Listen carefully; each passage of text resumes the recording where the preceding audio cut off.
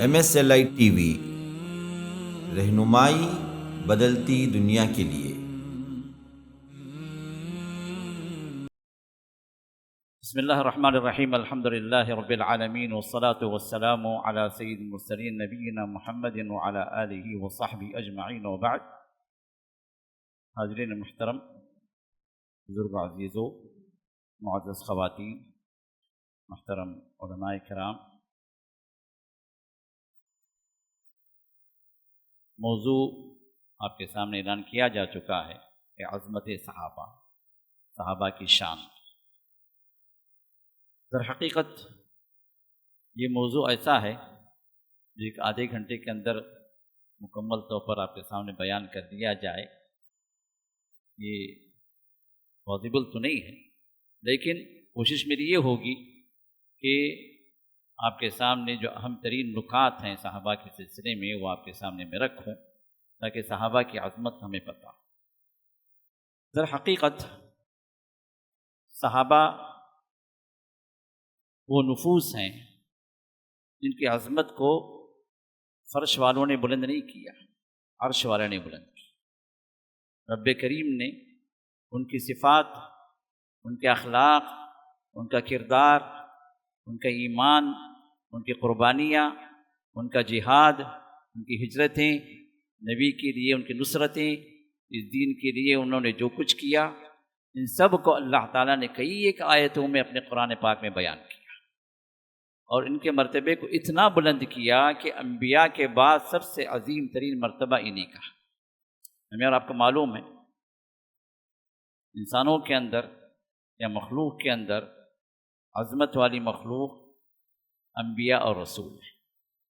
انبیاء اور رسولوں کے بعد اگر کسی کا درجہ اگر دیا گیا ہے تو ان صحابہ کا دیا گیا، اور یہ صحابہ جن کو اللہ نے چنا، خود صحابی بیان فرماتے ہیں، حضرت عبداللہ بن مسعود رضی اللہ تعالی عنہ، علامہ ابن عبد البر نے ذکر کیا ہے، اور بھی جو ہے بعض محدثین نے اس کا ذکر کیا ہے، کہ جس میں آپ فرماتے ہیں من کان منکم مستنن فلیستن بمن قد مات، جو کسی کی پیروی کرنا چاہے، کسی کو فالو کرنا چاہے تو وہ ان کی کرے جو اس دنیا سے جا چکے ہیں۔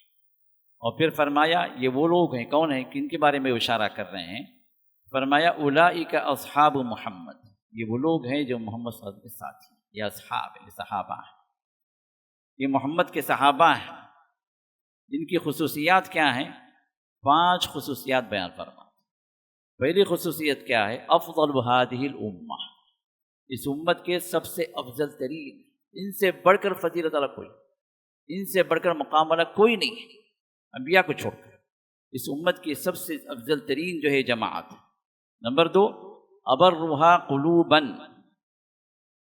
دل کے اعتبار سے سب سے نیک دل ان کے ہیں، تقوی والے دل، اللہ سے ڈرنے والے دل ہیں ان کے دل، ان کے دلوں کی انہوں نے یہ حالت بیان کی کہ سب سے پاکیزہ دل ہیں۔ اور پھر فرمایا وَأَعْمَقُهَا عِلْمًا، اور بڑی گہرائی اور گہرائی کا علم ہے، کیونکہ یہ علم انہوں نے کہاں سے حاصل کیا؟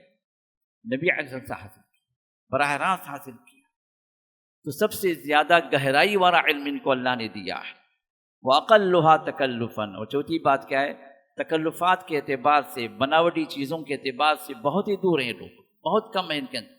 جو چیز اللہ کے رسول سے مل گئی وہیں پر رک گئے، جو چیز اللہ کی طرف سے آ گئی وہیں پر رک گئے، اپنی طرف سے بناوٹی باتیں ان کے اندر نہیں۔ اور نمبر 5، قوم اختارہم اللہ لصحبت نبی و اقامت دینی، فرمایا کہ وہ قوم ہے جس کو اللہ نے اختیار کیا اپنی نبی کی صحبت کے لیے، یہ اللہ کی طرف سے چنے ہوئے لوگ ہیں اپنی نبی کی صحبت کے لیے اور اس دین کو قائم کرنے کے لیے۔ تو کیا کرنا ہے؟ فرمایا فاعرفوا لهم فضلهم، تو ان کے فضل کو پہچانو، جانو، واتبعوہم فی آثارہم، اور ان کے جو کچھ بھی آثار ہیں، ان کی طرف سے جو چیزیں میں ملی ہیں، ان کے اقوال ہیں، ان کے اعمال ہیں، ان کے افعال ہیں، ان کی جو ہے ان کو جانو، ان کے پیروی کرو۔ اور پھر فرمایا وتمسکوا بما استطعتم من اخلاقہم ودینہم، اور جتنا کچھ ہو سکے ان کے اخلاق اور ان کی طرف سے ملا ہوا یہ دین، اس کو تم پکڑ لو، اس کی طرف تو آ جاؤ۔ کیوں؟ فَإِنَّهُمْ كَانُوا عَلَى الْهُدَى الْمُسْتَقِيمِ، اس لیے کہ وہ صراط مستقیم پر تھے۔ وہ صراط مستقیم پر تھے، وہ ہدایت یافتہ تھے، وہ ہدایت پر تھے، تو لہٰذا ان کی پیروی کریں۔ تو یہ مختصراً جو تعریف جو انہوں نے کی ہے صحابہ کے بارے میں، بڑی جامع تعریف ہے صحابہ کے سلسلے میں۔ جیسے میں نے کہا، سب سے پہلے ہمیں یہ جاننا ہے کہ صحابی ہے کون، کس کو ہم صحابی کہتے ہیں۔ صحابی کے سلسلے میں علامہ ابن حجر العسقلانی رحمہ اللہ نے جو تعریف ذکر کی، وہ جامع تعریف ہے جس کو بہت سارے علماء نے اس کو اختیار کیا ہے۔ وہ یہ ہے کہ صحابی وہ ہے جو رسول اللہ صلی اللہ علیہ وسلم سے حالت ایمان میں ملاقات تو کئی لوگوں نے کی، ابو لہب ابو جہل بھی ساتھی تھا لیکن بے ایمان تھا، تو حالت ایمان میں ملاقات کرے اور پھر مرتے وقت وہ حالت ایمان پر رہا ہو، کیونکہ کچھ وہ بھی تھے جو ایمان لائے اور نکل گئے، اور کچھ وہ بھی بات کا ذکر ہمیں ملتا ہے کہ ایمان لائے پھر مرتد ہوئے پھر ایمان لے کر آ گئے۔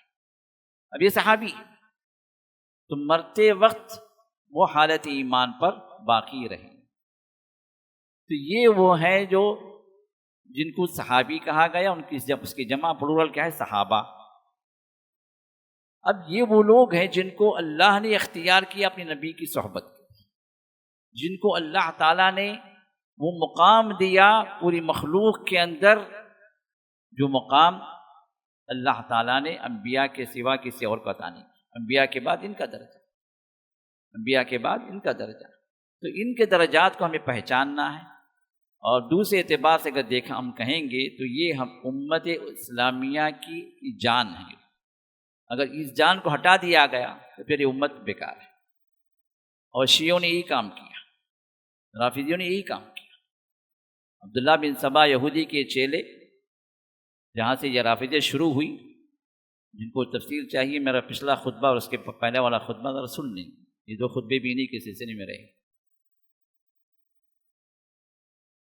اس نے جو اہم ترین کام یہی کیا کہ وہ یہ تو نہیں کہہ سکتا قرآن کو نہ مانو، یہ تو نہیں کہہ سکتا کہ نبی کو نہ مانو، اس نے جو اہم ترین کام کیا کہ صحابہ کی شان کو اس نے کم کر دیا، صحابہ پر الزامات لگا دیے، صحابہ کو درمیان سے ہٹا دیا، اور صحابہ جب کافر ہو گئے تو اب کافر سے کیا آپ دین لیں گے؟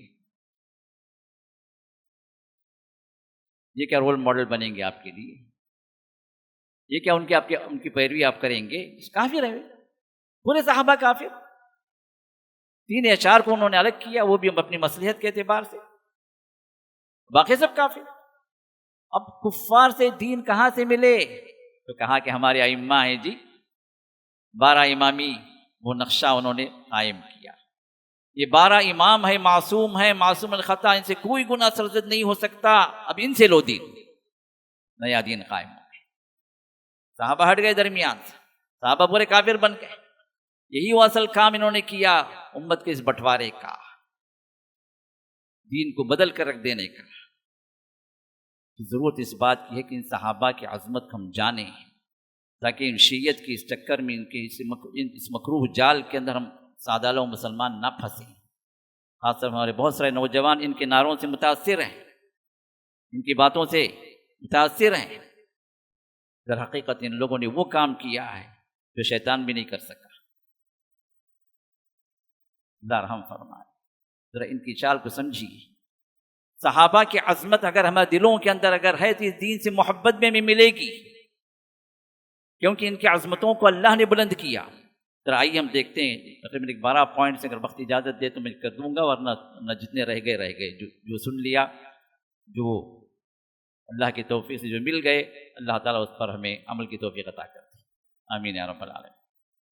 پہلی چیز یہ ہے کہ یہ لوگ شاگردان رسول ہیں، نبی کے اسٹوڈنٹس ہیں، رسول اللہ صلی اللہ علیہ وسلم کے براہ راست یہ لوگ وہ ہیں جن سے دین انہوں نے حاصل کیا۔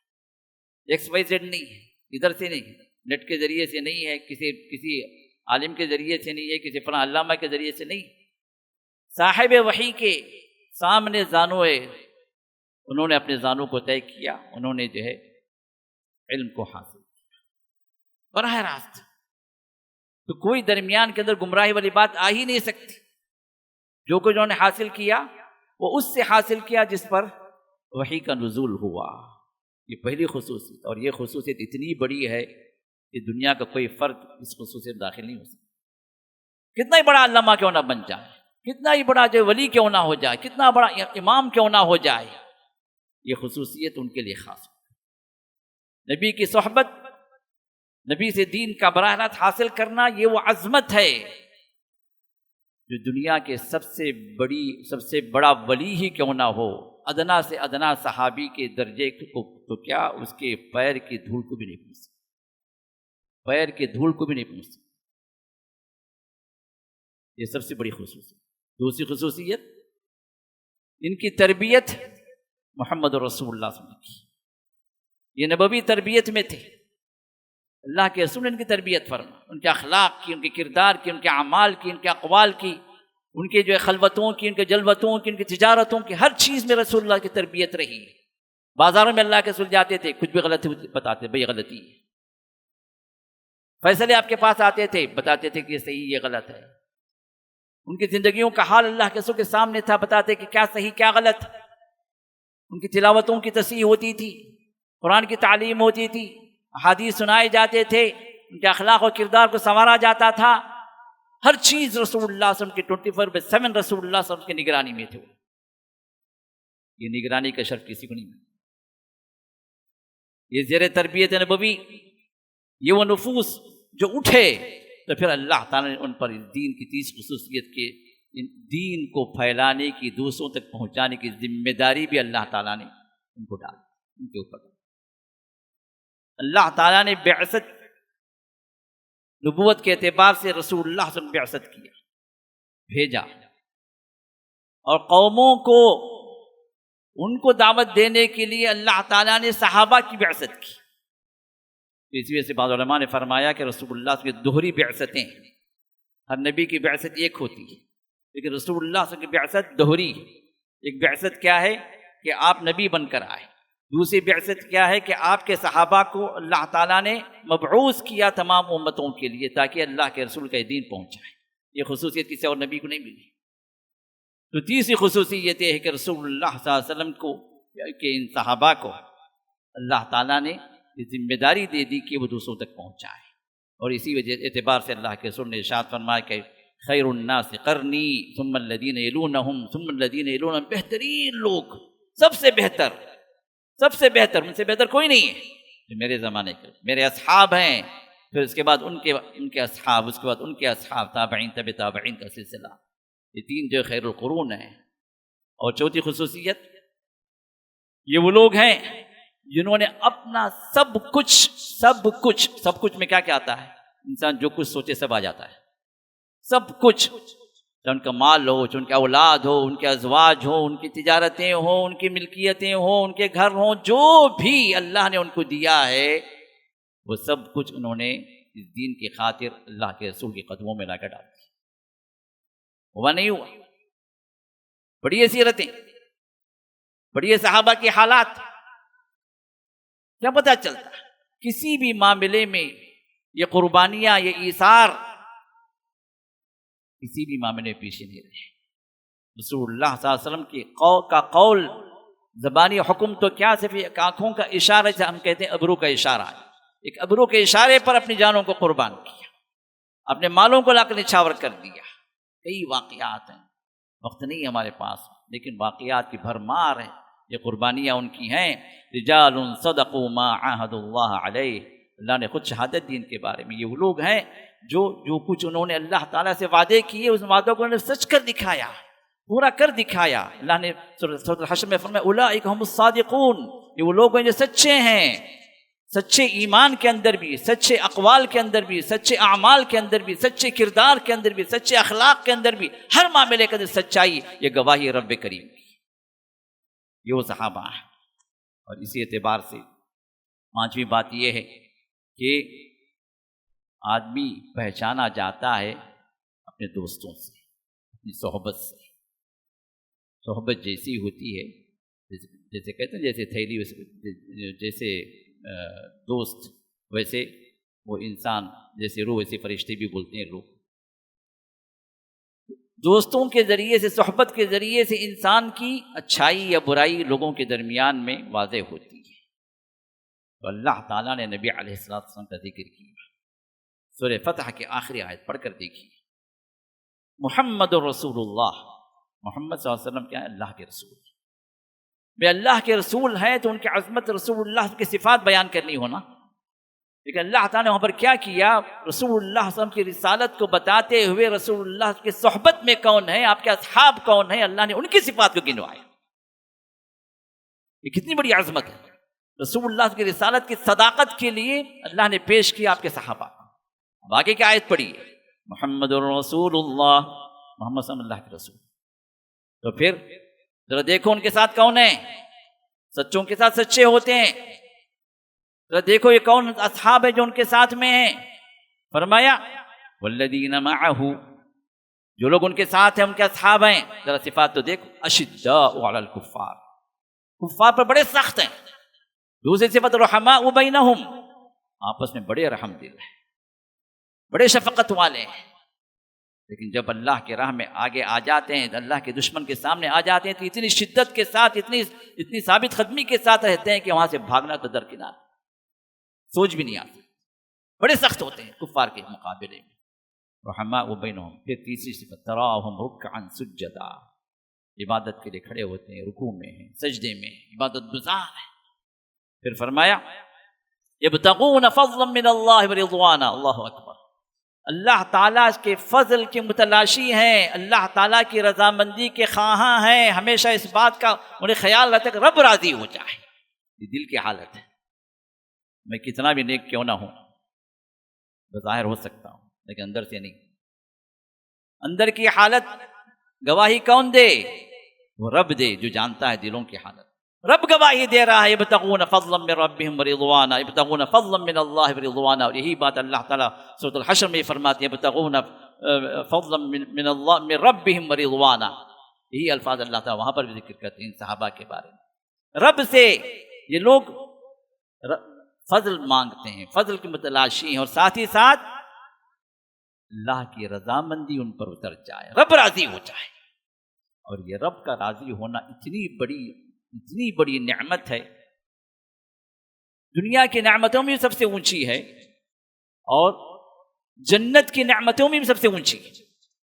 آپ کو معلوم ہونا چاہیے، جنتی جو جنت میں پہنچ جائیں گے تو سب اپنی جگہ مستیوں میں مگن، ہنسی خوشی، سب نعمتیں مل گئی، جنتی ہو گئے، الحمدللہ، اللہ کی تعریف کریں گے، اللہ کی تسبیح مگن ہوں گے، اپنی جو ہے مستیوں میں مگن رہیں گے، اپنے لوگوں کے ساتھ، اپنی بیویوں کے ساتھ خوش باش۔ تو اللہ فرمائے کہ میں نے تم سے جو وعدہ کیا پورا کر دیا، یا رب کر دیا، بہت کچھ مل گیا، سب کچھ مل گیا۔ اللہ فرمائیں کہ ایک اور چیز باقی ہے جو بھی میں نے تم کو نہیں دی۔ جنتی کہیں یا اللہ اتنا کچھ تو دے دیا، اور کیا باقی ہے؟ اور کچھ باقی ہے؟ سب کچھ تو دے دیا، باقی نہیں، ایک اور باقی، سب سے بڑی نعمت ہے۔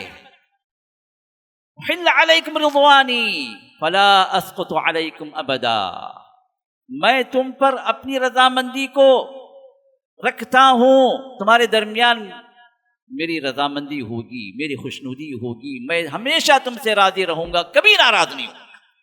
اللہ اکبر، یہ جنت کی سب سے بڑی نعمت جو جنتیوں کو ملے گی، سب سے آخری نعمت، صحابہ کے سلسلے میں اللہ نے دنیا میں گواہی دی تھی۔ یہ وہ لوگ ہیں جو رب کی رضامندی کے متلاشی ہیں، جو رب کی رضامندی کی متلاشی ہیں، اور یہی اللہ تعالیٰ آگے سرٹیفائی بھی کر دیا، رضی اللہ عنہم ورضوا عنہ، اللہ ان سے راضی ہوا اور وہ اللہ سے راضی۔ دو سرٹیفکیٹ ملی، دو ملی، ایک نہیں۔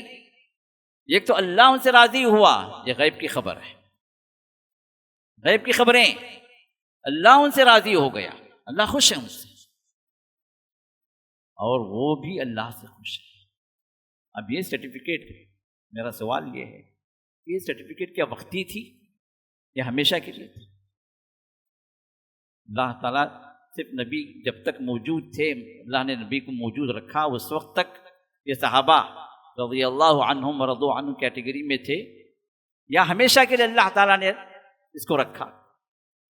قرآن اللہ نے ہمیشہ کے لیے باقی رکھا، قرآن معجزہ اللہ کی حفاظت میں، تو یہ محفوظ قرآن کے اندر محفوظ آیت اللہ نے قیامت تک نازل کر دی، رضی اللہ عنہم ورضوا عنہ، اللہ ان سے راضی ہوا اور وہ اللہ سے راضی ہوئے۔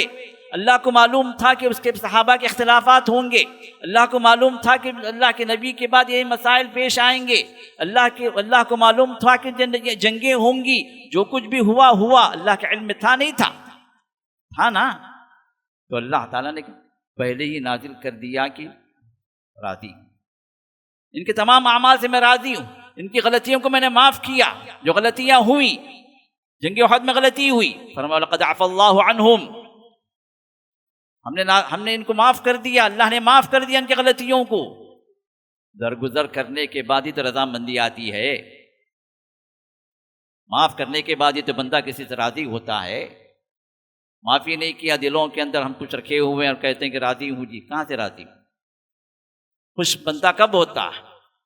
جب دل صاف ہو جائے، جب معافی ہو جائے، تو اللہ تعالیٰ نے ان کو معاف بھی کر دیا، ان کے آنے والے جو چیزیں ہیں، جو کچھ تھا اللہ کے علم میں تھا، اس کے باوجود بھی اللہ نے سرٹیفائی کر دیا کہ ان کو میں نے معاف بھی کر دیا، ان سے راضی بھی ہو گیا۔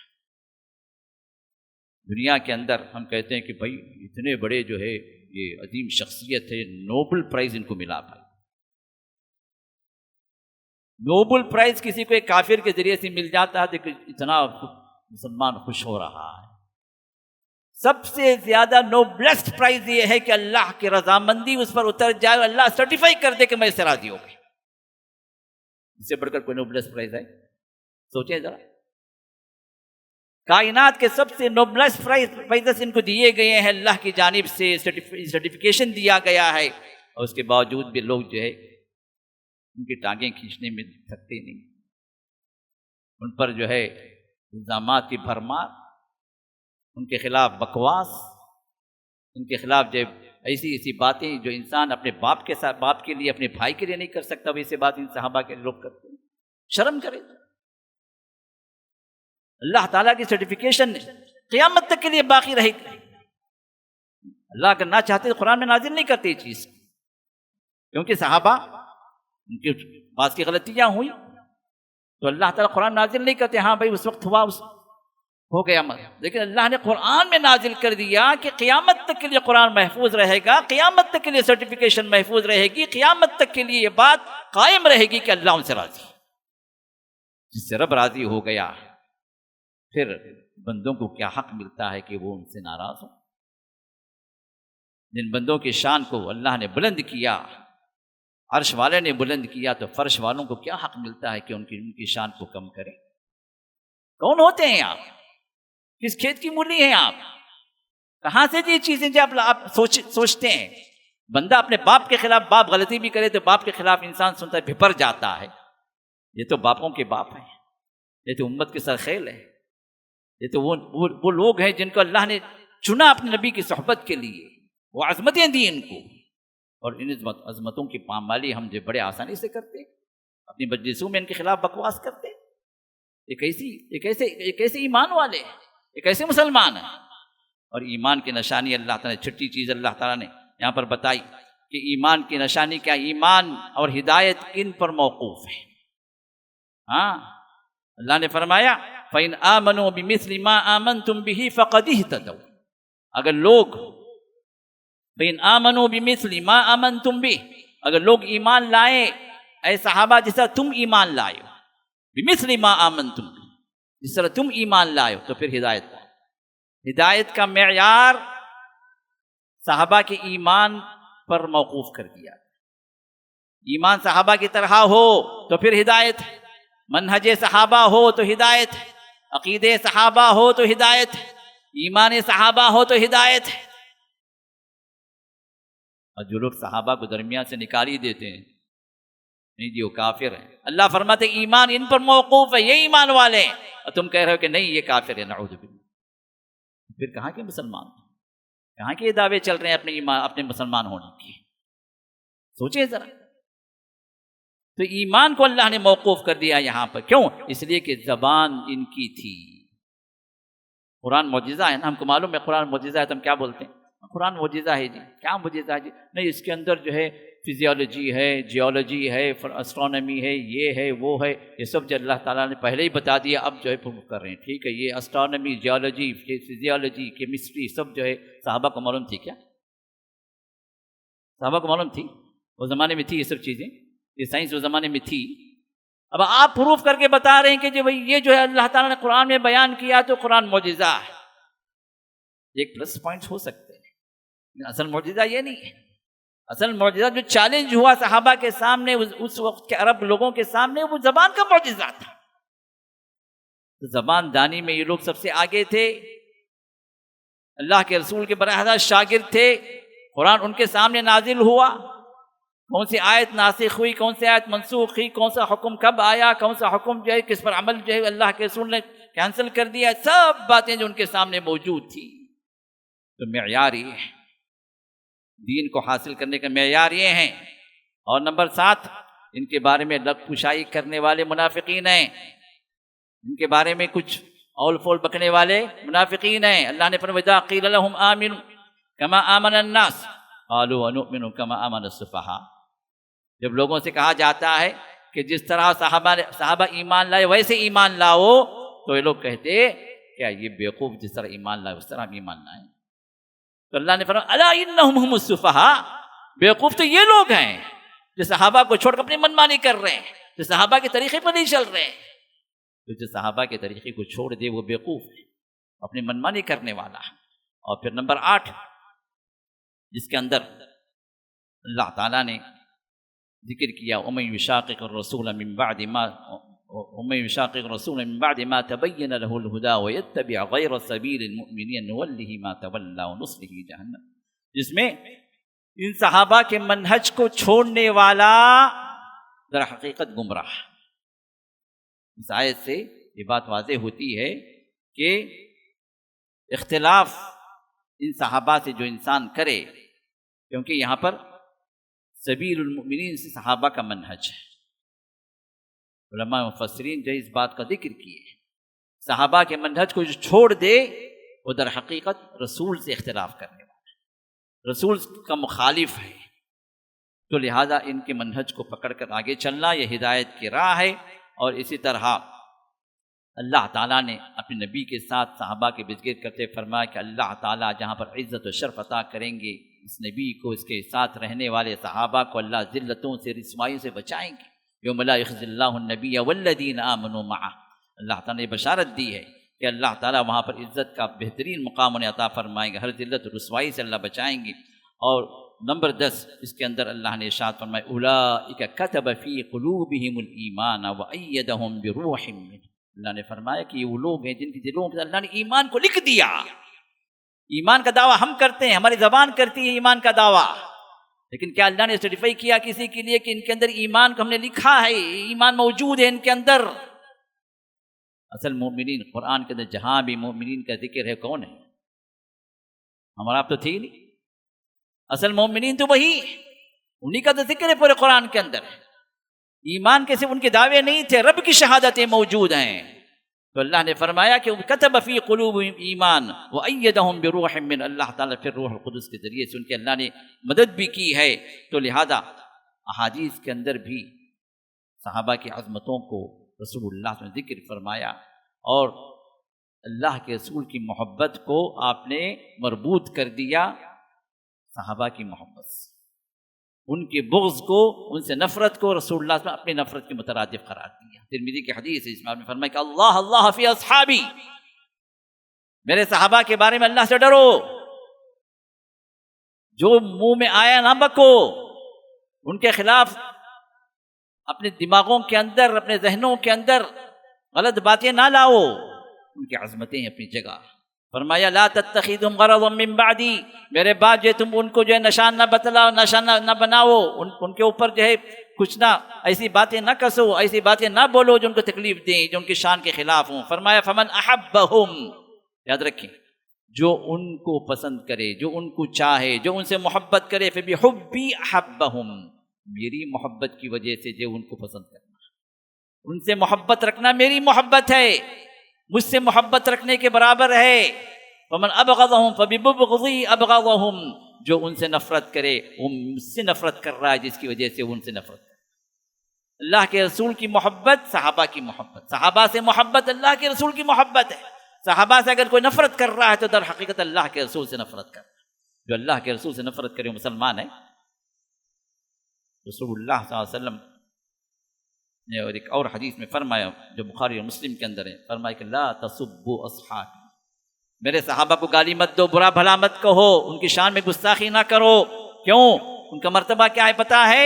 فلو ان احدکم انفق مثل احد ذهبا، تم میں کا کوئی آدمی احد کے احد کا پہاڑ چھوٹا سا نہیں ہے، بڑا پھیلا ہوا، بہت بڑا پہاڑ ہے، لیکن ایک چھوٹا لیکن بہت بڑا پہاڑ، احد کے پہاڑ کے برابر بھی اگر تم میں کا کوئی آدمی سونا خرچ کرے اللہ کے راہ میں، احد کے پہاڑ کوئی کر نہیں سکتا، اگر کر بھی دیا تو فرمایا انہوں نے جو ایک مد یا آدھا مد کہتے ہیں کہ یہ دو ہاتھ ہے نا، یہ دو ہاتھ یہ مل کر آپ اس کے اندر کچھ اناج اٹھا لیں، چاول اٹھا لیں، یہ ایک مد ہے، 4 مد کا ایک سا ہے۔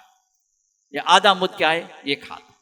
فرمایا کہ ایک مد، یہ 2 ہاتھ یا ایک ہاتھ بھی اگر انہوں نے اللہ کے راہ میں کچھ کھجور بھی اگر صدقہ کیا ہے تو اس کھجور کی عظمت، اس کھجور کا اجر، اس کا ثواب اتنا ہے کہ اگر تم احد کے پہاڑ بھی اگر سونے میں خرچ کر دو، سونا احد کا پہاڑ پورا کا سونا ہے، پورا اللہ کے راہ میں خرچ کر رہے ہو، جو اجر تمہیں ملے گا اس سے کہیں زیادہ اجر ان کا جو ایک مٹھی جو اللہ کے راہ میں ایک کھجور دینا ہے۔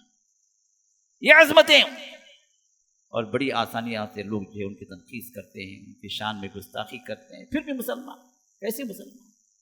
رسول اللہ صلی اللہ علیہ وسلم واضح احادیث ان کو ملامت کرنے سے، ان کو برا بھلا کہنے سے، ان کی عظمتوں کو گرانے سے اللہ کے سو منع کیا ہے۔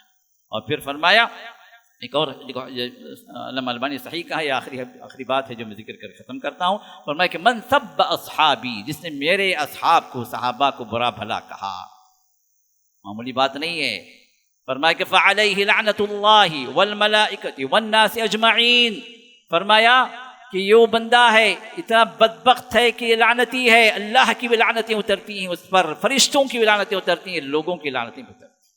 پھر فرمایا لا يقبل اللہ منہ صرفا ولا عدلا، نہ اس کی کوئی فرض قبول ہوگی نہ اس کی کوئی نفل عبادت قبول ہوگی۔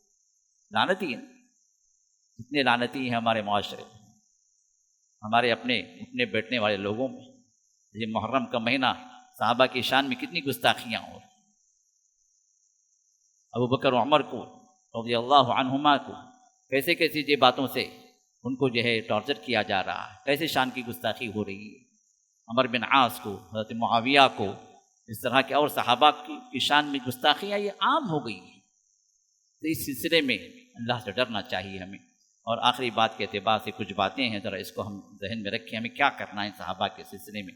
سب سے پہلی بات تو یہ ہے کہ ان کی عظمتوں کا اعتراف، کیونکہ رب نے ان کی عظمتوں کا اعتراف کیا، ان کی عظمتوں کو بیان کرنے والا وہ رب عظیم ہے۔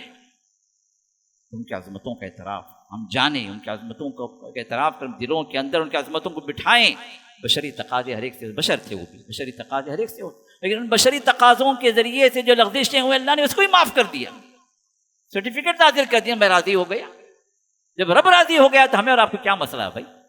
ہم اور کون ہوتے ہیں جو ان کی باتوں کو لا کر جو ہم اپنے کٹہرے میں کھڑا کریں، اپنے کوٹ کے اندر رکھ کر، جنہوں نے ایسا کیا، انہوں نے ایسا کیا، عمر بن عاص کو ایسا نہیں کرنا چاہیے، معاویہ کو ایسا نہیں کرنا چاہیے تھا، یہ بہت بڑی غلطی کی انہوں نے۔ تم کون ہوتے ہو جی؟ ان کو کسی نے حق دیا، ان کے بارے میں فیصلے کرو، ان کو برا بھلا کہو، وہ صحیح تھے وہ غلط تھے، کیا اللہ پوچھیں گے آپ سے؟ اپنے ایمان کی خبر لو، اپنے دین کی خبر لو، تم کتنے پانی میں ہو، اور چلے جو ہے صحابہ پر جو یہ کرنے کے لیے، فیصلے تاننے کے لیے۔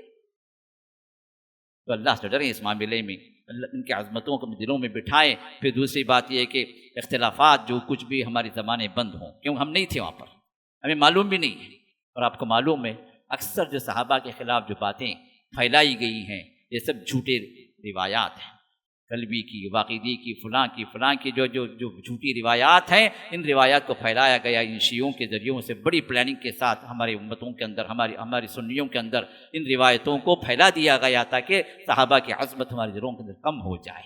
یہ جھوٹی روایات ہیں۔